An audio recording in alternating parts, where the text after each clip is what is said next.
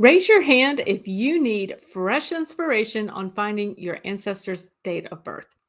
I don't know about you guys, but I struggle to find my ancestors' date of birth, and sometimes I just need a bit of inspiration. So, in this video, I'm going to be sharing with you three often overlooked places or resources that you can start to look for clues for your ancestors' date of birth.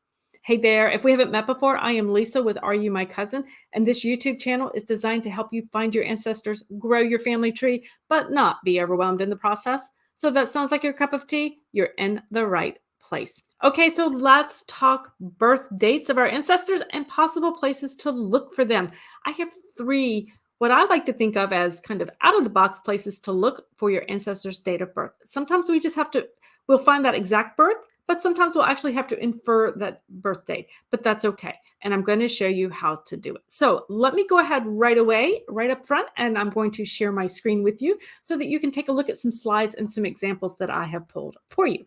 Okie doke, let's pull that up for you. There you have it. Okay, so as you can see, first up, we are talking about mortality schedules. Now, you might be thinking, Lisa, we're talking birth dates, but here you are showing me a death record. Absolutely, guys. I think if you have been researching your family history for any length of time, that you probably recognize that oftentimes we find dates of birth or clues to those dates of birth in the death records for our ancestors. And the mortality schedule is one such that I think many of us overlook for that. So, what is that mortality schedule? It was a supplemental schedule taken alongside the population schedule or the population census for the census years 1850 through 1880. So that's 1850, 1860, 1870, 1880.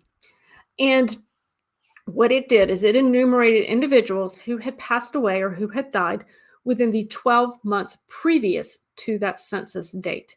So the example on the screen now is from 1880, Surrey County, North Carolina. What that tells me is that in 1880, I do know that the census date, the date that the census refers to, is June 1st, 1880. So the people who are enumerated here all died within the previous 12 months of the of June 1st, 1880. In other words, they either passed away in the first half of 1880s or they passed away in the second half of 1879. So they could potentially have a death date of 1879 or 1880.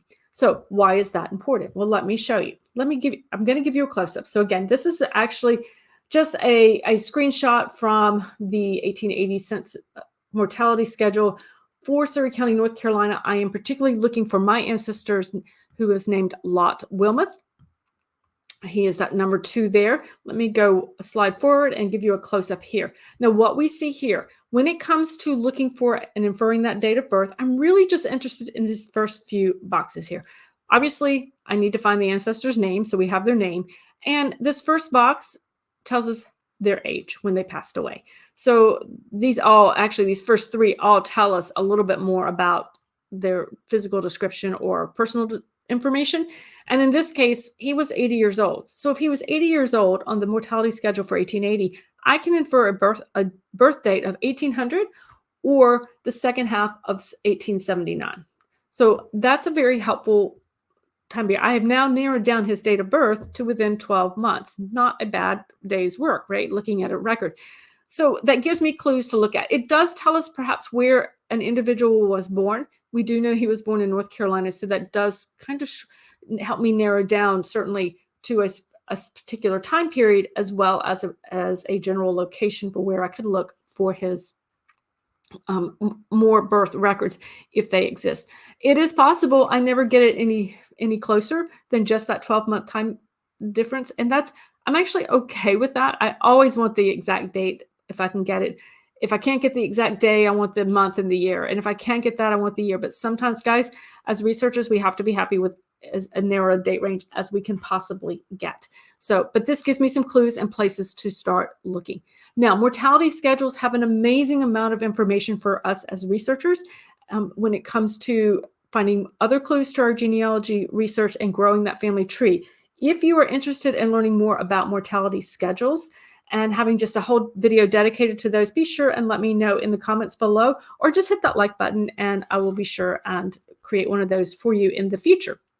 All right, so let me give you another one that you might not have thought to look for when it comes to finding a date of birth or inferring a date of birth, getting a clue. And that would be city directories. Okay, I know you're thinking, okay, how in the world is this going to have a date of birth, right? Bear with me, guys. Well, first off, city directories are really fantastic resources for genealogy researchers. We use them for a lot of things, correct? We can put ancestors in time and place. We can track them when they come into an area and leave an area. There's just a lot of information in that city directory we could potentially use. They're easy to find. Okay, they're in all the major genealogy databases, Ancestry.com, MyHeritage, Family Search, Find My Past. They are found on Google Books. So they are really quite simple or quite easy to find typically. But what you really want to pay attention to when it comes to a city directory to make sure you get all the clues and potentially infer a birth date for your ancestor is to look at who was included in that directory. In other words, we're used to looking at, the list of people who are in an area or in that town, but we want to understand who is listed because not 100% of the residents are going to be listed there. And we can take a close-up look and they will actually spell it out for you, usually somewhere toward the front of the book.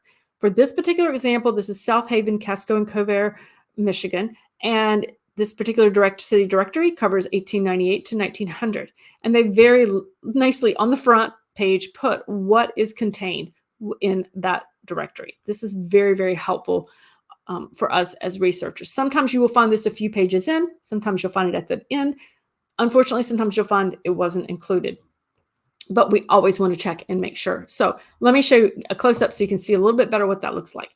Now, has a lot of great information here, definitely. But we're particularly interested in knowing the criteria for why somebody would have been included in the listings. And in this case, it says an alphabetical list of male residents over the age of 17 years. So if they're over 17, they will be automatically included in the individual listings.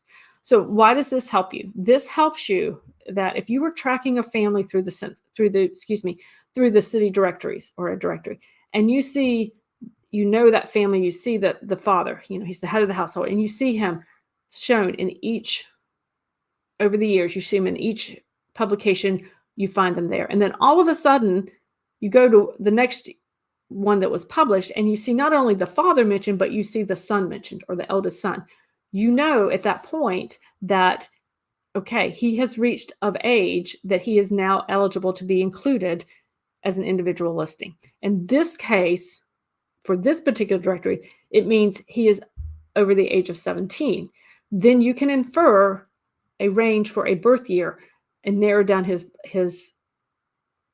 birth year range. You're not going to get that specific date as we would love to have, but you can start to narrow it down that if he didn't show up, in the previous years and all of a sudden he starts showing up and he's consistently there again, then you know that during that time period, he has crossed that age barrier that he needed to be. He was turned 17 or whatever that particular listing would have required. Again, when he shows up first, make sure you understand who was being included so you can make that right assumption as to why he is there and what his age would be. And of course, you can see other people who would have been included in that as well and get some pretty vital clues about your ancestors' lives in general. So I want you to kind of keep that in mind.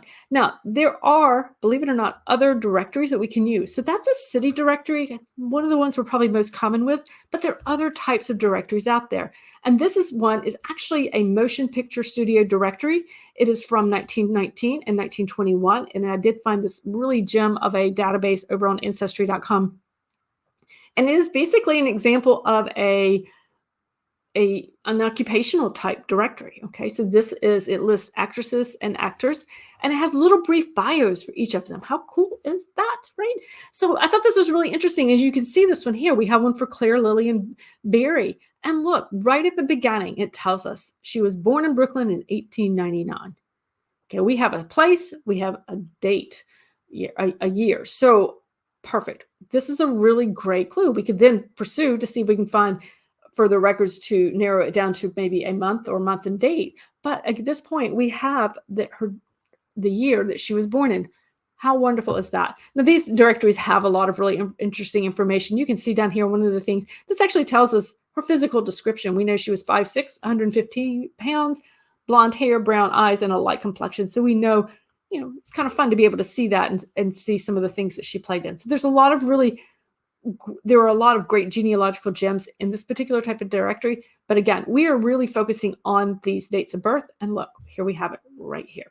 Okay, now, if you are enjoying learning about the strategies and tips to find your ancestors, be sure and hit the subscribe button, bottom right-hand corner. That way you will be notified each time I post new videos here on the Are You My Cousin YouTube channel, and you will not miss a thing. All right, I got one more place you might not have thought to look for that date of birth. Let's check it out. Passport applications. We're used to our ancestors moving around, okay? We track them. We track their migration routes. We track them when they immigrate into and out of the country. We track their naturalization records. We look at ship passenger lists. We're used to looking at that. But I'm willing to bet that you're probably not necessarily looking at passport applications. Now, I will say I am not an expert in passport applications as far as how they changed when they came into being, what the criteria was at any given point in time as to why someone needed one. That is something that when you get into it, I would recommend if you're looking at U.S. passports, be sure and check the NARA or the National Archives site for their write-up on passport applications, because it's very helpful to understand when they were beginning to be used, why they were required at any a particular point in time, and the type of information collected. So that's kind of my caveat now. But I did want to show you this. I actually went into the card catalog at Ancestry.com. I typed in passport, and I found 12 collections that pertain to passport applications and passport records. Now, these are very helpful. Some of them are quite small. So here we have the Hawaii U.S. passport records from 1849 to 1900. And that's a fairly small collection here, 4,300. We have Bucharest, Romania for the Jewish emergency passport applications. Again, very small collections here. But if you pop on down here to close to the bottom, what you're finding is the U.S. passport applications from 1795 up to 1925.